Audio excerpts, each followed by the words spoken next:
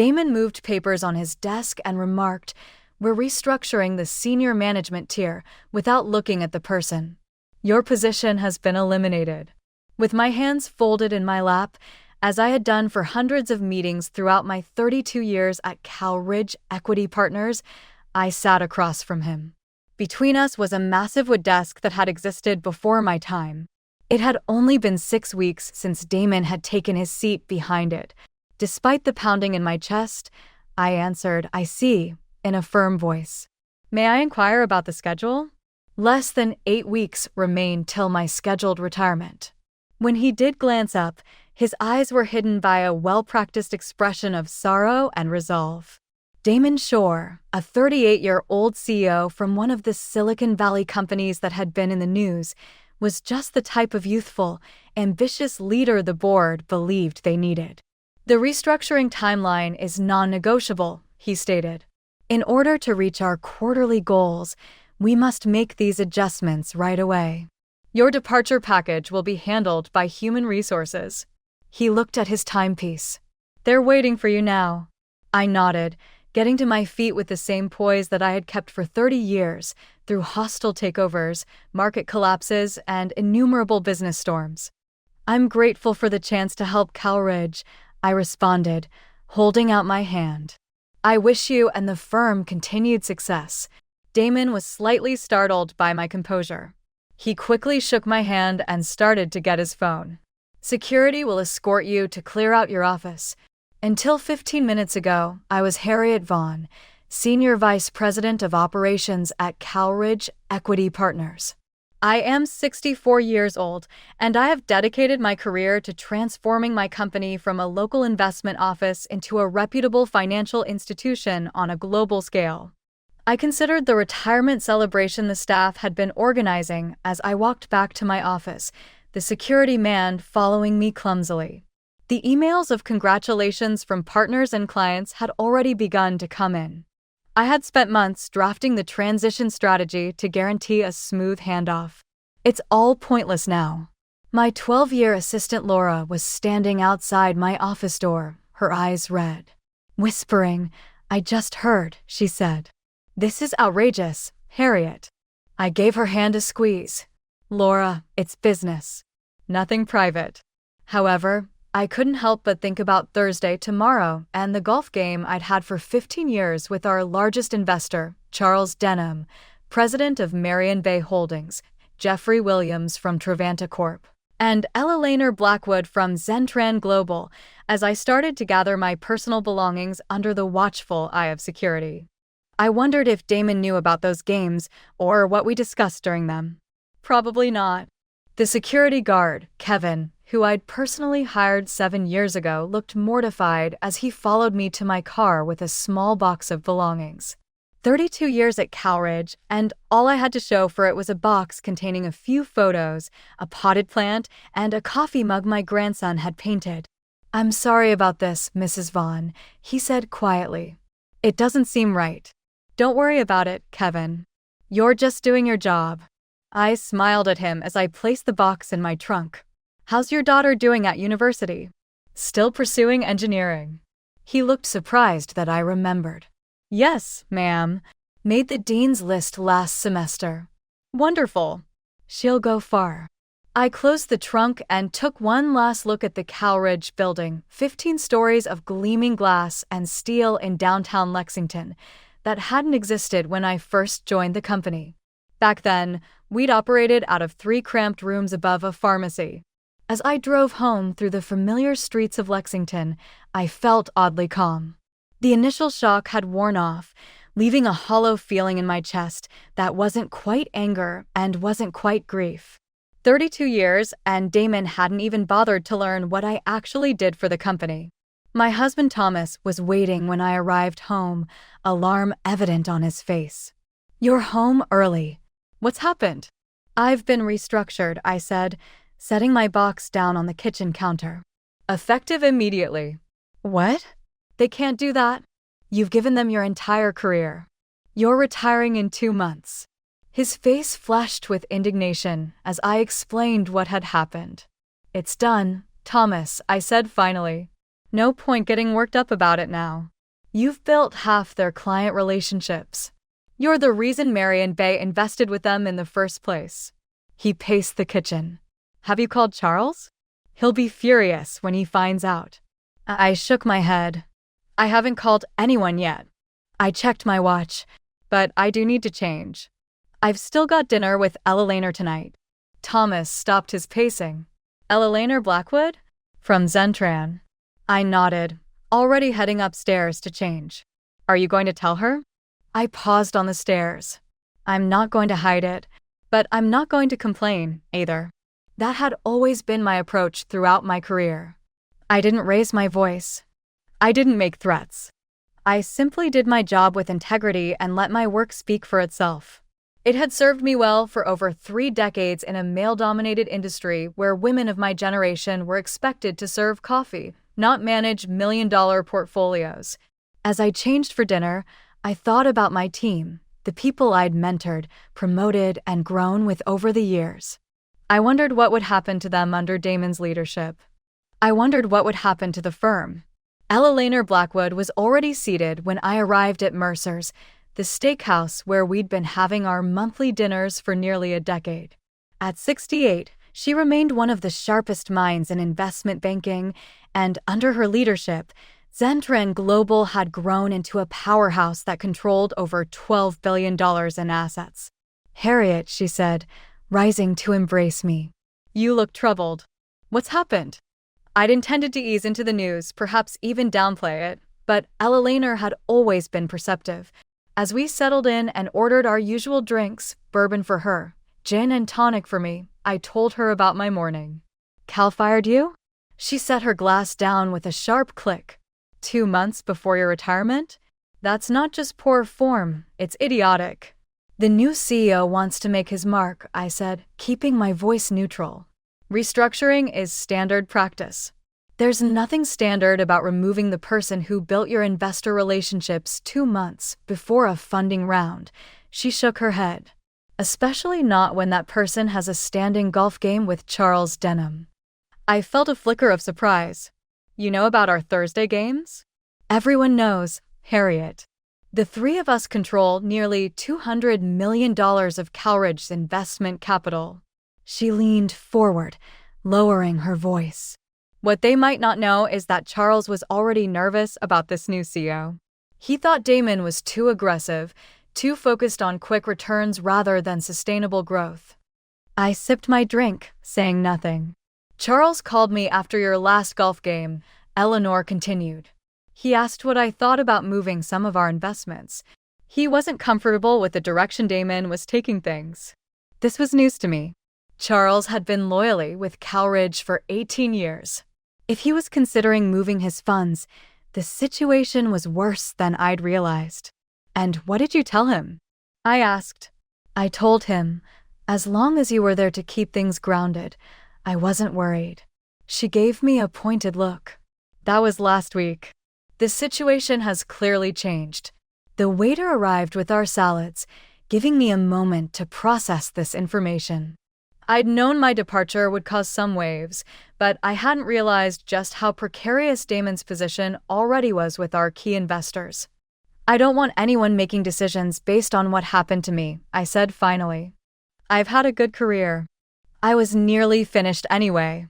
Eleanor studied me over the rim of her glass. Always the professional, Harriet. Always putting the firm first. She set down her drink. But answer me this, do you think Calridge is in good hands under Damon Shore? The question hung between us, heavy with implication. For 32 years, I had been unfailingly loyal to Calridge. I had defended every decision, supported every leader, and put the firm's interests above my own time and again. But now, for the first time, I was on the outside. And from the outside, I could see clearly what I had been too close to notice. No, I said quietly. I don't think it is. I was in my garden the next morning when my phone rang.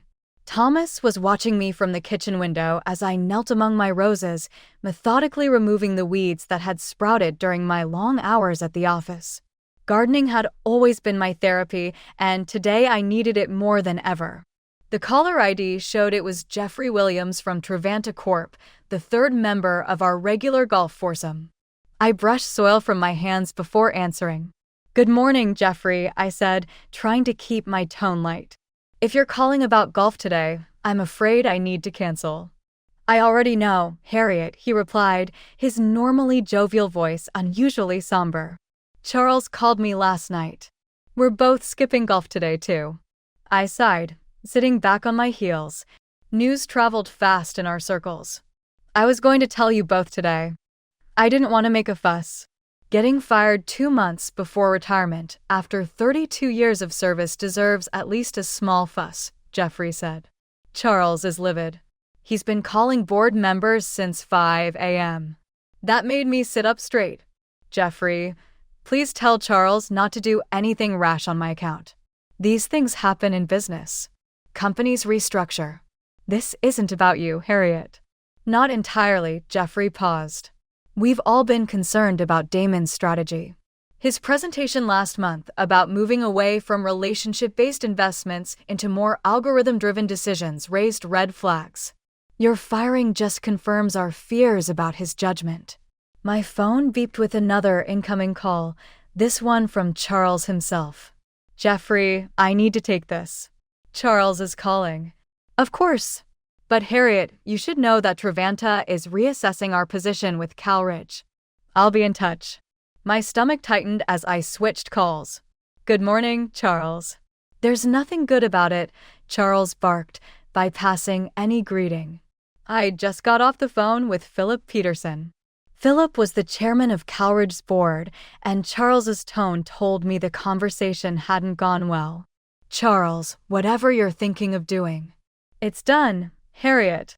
I informed Philip that Marion Bay is pulling out of the upcoming funding round effective immediately. I closed my eyes, feeling the weight of his words.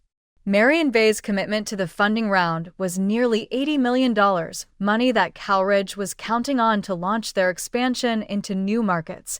"You didn't need to do that," I said quietly.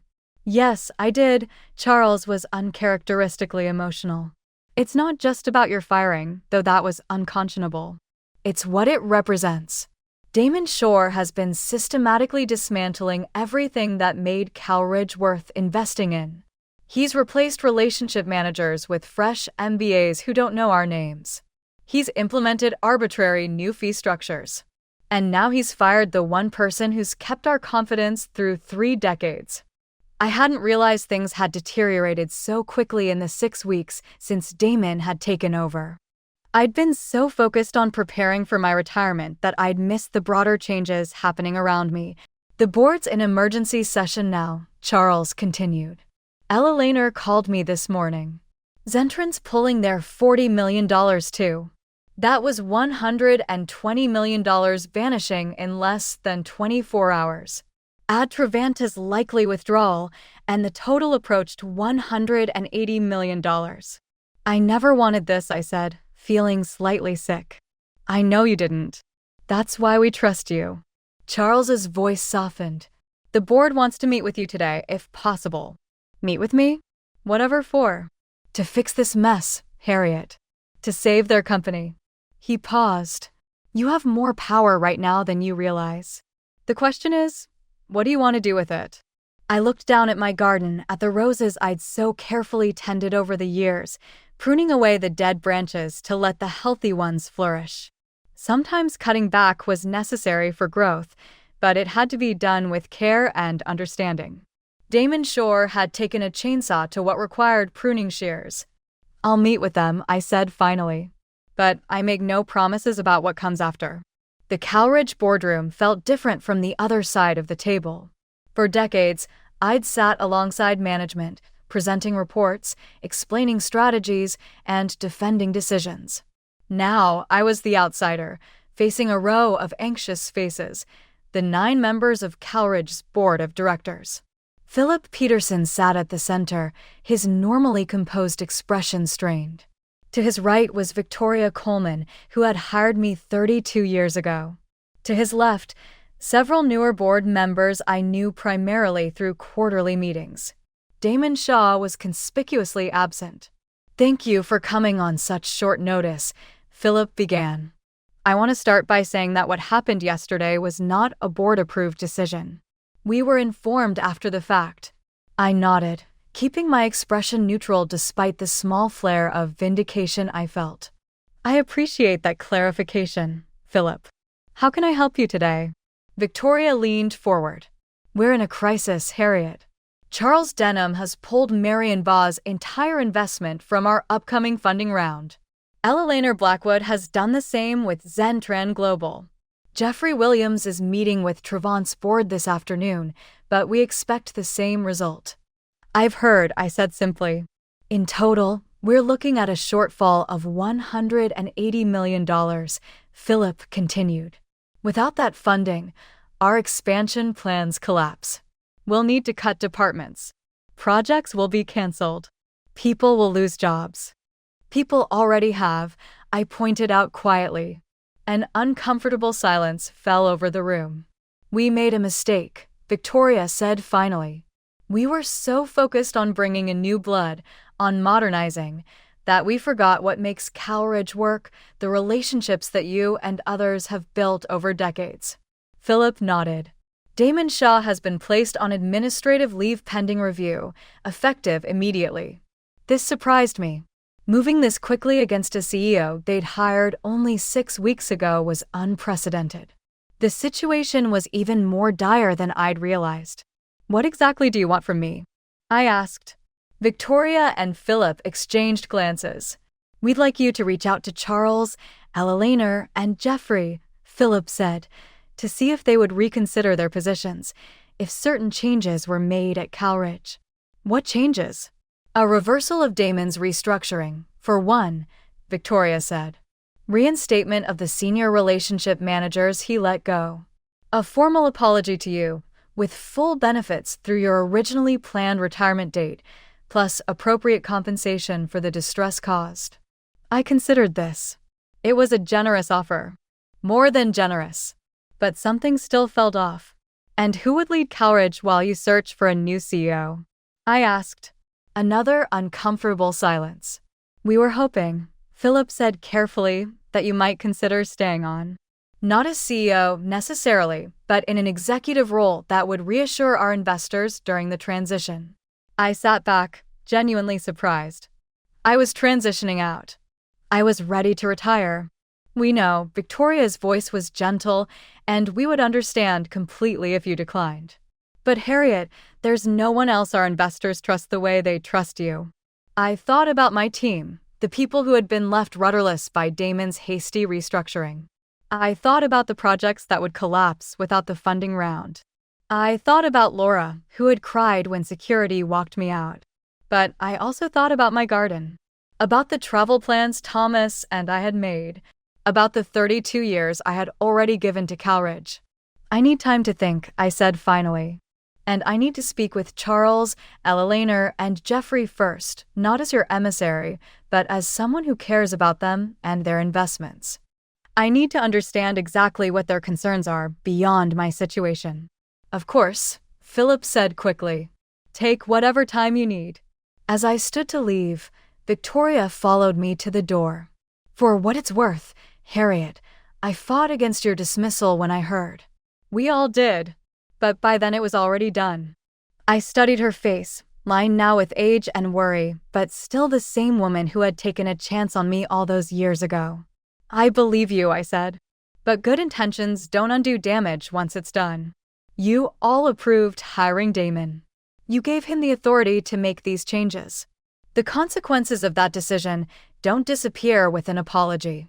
As I walked out of the Cowridge building for the second time in 24 hours, I realized I felt something I hadn't felt in a long time, free. Charles, Eleanor, and Jeffrey agreed to meet me at my home that evening. It felt strange to host them in my living room rather than on the golf course or in a restaurant, but there was something appropriate about the setting. This was personal now. I don't care what they offered you, Charles said bluntly after I'd explained the board's proposal. I'm not putting another cent into Cowridge with Damon Shore at the helm. They've put him on administrative leave, I reminded him. He's essentially fired. Administrative leave can end, Eleanor pointed out. Unless there's a permanent change in leadership, I can't justify recommending Zentran reinvest either. Jeffrey nodded in agreement. The board enabled his decisions. They might do the same with the next CEO they hire. I served coffee as we talked, feeling oddly like a mediator rather than a participant.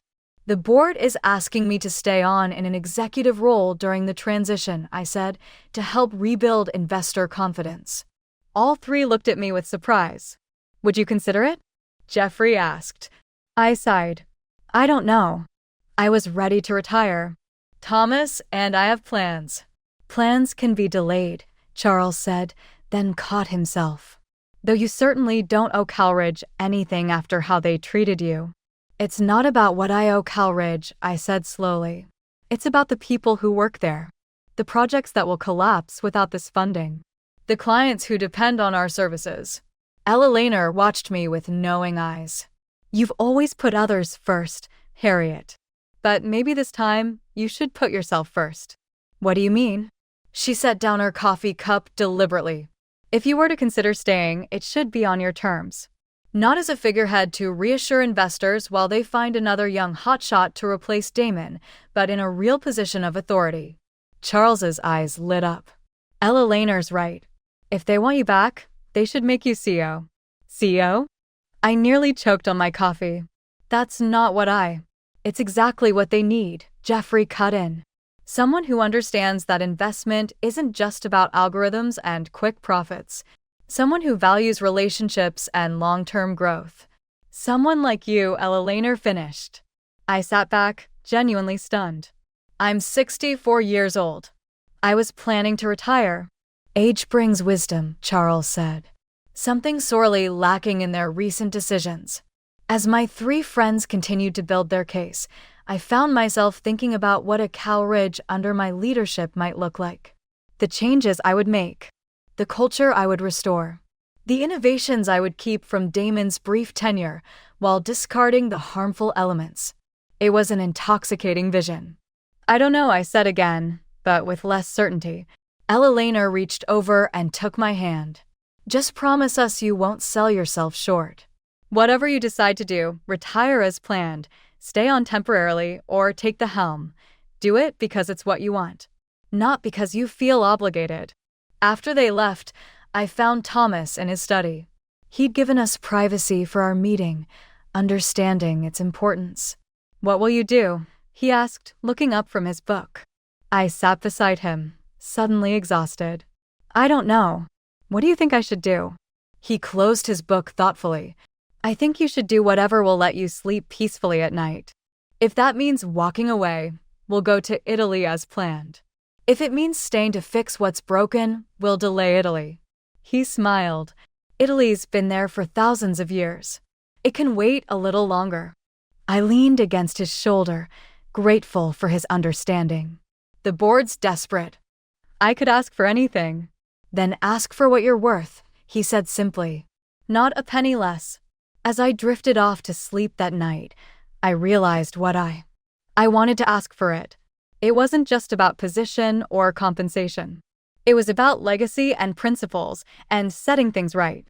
If Calridge wanted me back, they would need to understand exactly what they had almost lost and what they needed to change to keep it from happening again. The following morning, I arrived at Calridge Equity Partners for my meeting with the board on my own terms. The security guards nodded respectfully, no longer watching me as if I might steal office supplies. Word had gotten around. I wore my best suit, dove gray with a subtle blue pinstripe, and carried the leather portfolio Thomas had given me for our 30th anniversary. I looked every inch the executive I had always been, regardless of titles. The board was waiting, the tension in the room palpable. Philip's assistant had called late the previous night, informing me that they were prepared to offer me the position of interim CEO, with the possibility of removing interim after 6 months. It was a significant offer, but it wasn't what I wanted. Good morning, I said as I took my seat. All 9 board members responded with a chorus of greetings, their eagerness almost palpable. Harriet, we've considered your value to this company very carefully, Philip began. "We'd like to offer you the position of interim CEO with a review in 6 months for a permanent appointment. Full executive compensation, of course." I nodded, taking a moment before responding. "I appreciate the offer, Philip, but I have a counterproposal." I opened my portfolio and slid a document across the table, a single sheet of paper outlining my terms. Philip and Victoria leaned forward to read it together, their expressions shifting from hopeful to surprised. "You don't want to be CEO?" Victoria said, looking up. "No," I confirmed. "I want to be Chief Relationship Officer, a new C-suite position with full board voting rights and authority over all client-facing operations." "And you want this position created permanently in the company charter," Philip added, still reading. "Not just for you, but as an ongoing role?" "Yes." The position would prioritize relationship building and maintenance over short-term profits, a balance to the more aggressive growth strategies. "And in return?" Victoria asked, though the answer was already on the page. "In return, I will personally reach out to Charles, Eleanor, and Jeffrey, as well as our other major investors, and ask them to reinstate their funding commitments. I will also agree to stay for 1 year, long enough to establish the position and train my successor." The board members exchanged glances, a silent conversation happening across the table. "And Damon?" Philip asked finally. "That's for the board to decide," I said. "But I would recommend finding him a role that utilizes his strengths without giving him unrestricted authority over client relationships." 3 days later, in front of a crowded group of staff, board members, and, most importantly, investors, I stood at the podium in Calridge's biggest conference room. Representatives from a dozen other investment businesses were seated in the first row, along with Charles, Eleanor, and Jeffrey. I stated, "Change is inevitable in any organization," in a clear and steady voice. "But how we manage that change determines whether we grow stronger or lose what makes us special." I presented Calridge's new vision, which was a hybrid strategy that valued technology advancement while maintaining the interpersonal ties that had made our name what it was. I presented the newly created job of Chief Relationship Officer and described how it will help make sure that actions in the future strike a balance between stability and development. To the staff's audible relief, I said, "I'm pleased to announce that our funding round has been fully reinstated. In fact, it has been oversubscribed by an additional $20 million, a testament to our investors' renewed confidence." I noticed Damon Shore standing in the rear of the room out of the corner of my eye. As promised, the board had identified a position that would best utilize his skills, Head of Innovation Strategy, which would report directly to the board instead of having independent power. His face was enigmatic, but as our eyes locked, he gave a little nod. He was a young man. He would get it. At the end of the announcement, Charles came over to me and held out his hand. "Harriet, you performed well. You've preserved your heritage without compromising your morals." "Or my retirement plans," I smiled and said. "Just delayed by a year." Eleanor came over with a flute of champagne. To the new Chief Relationship Officer, she gave a toast. "May your successor uphold your standards." "They will," I promised. "I'll make certain of it." I felt a profound sense of satisfaction as I observed the relieved expressions of my coworkers around the room, not the vengeful joy of retaliation, but the more subdued, long-lasting satisfaction of repair, of putting things right. I hadn't spoken louder. I hadn't threatened anyone. I had just walked away with the same dignity that I had led and allowed those who genuinely valued me take care of the rest. I didn't anticipate how much stronger I would be upon my return, having at last realized my own value. As scheduled, I resigned a year later, giving Laura, my 12-year-old assistant, the position of Chief Relationship Officer. Laura was the only person who truly grasped the value of human connection in an increasingly algorithm-driven society. When Thomas and I eventually traveled to Italy, I discovered that I could enjoy the museums and vineyards worry-free. Calridge was flourishing under its new balanced strategy, according to the quarterly reports, with record customer retention and consistent, sustainable growth. My greatest form of retaliation ultimately didn't include overthrowing the man who had so casually discarded me. It was creating something that would last long after we had both gone on, something more durable than he could have ever imagined.